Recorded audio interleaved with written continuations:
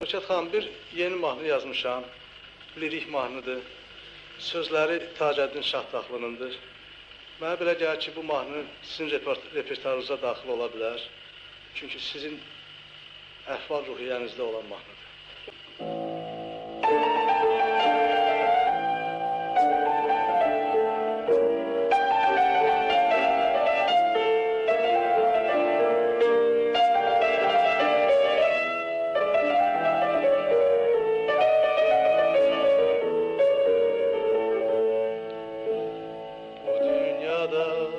İlki günüm təkcə səndən xoşum gəlir.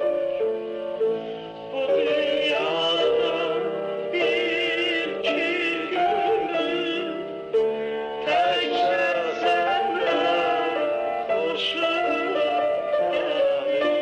gəlir. Demək belə, bu dünyada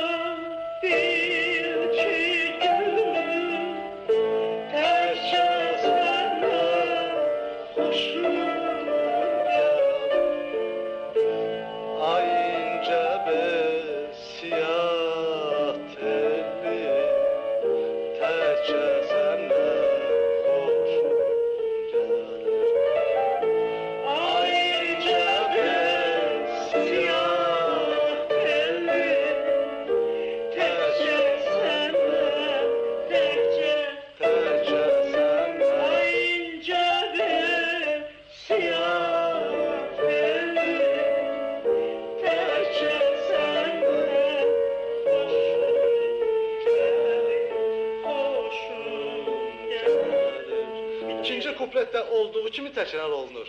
Bir dəfə başdan çalım onda siz başdan sonra keçim ikinci kupletə keçə bilərsiniz. Həmən şeydir.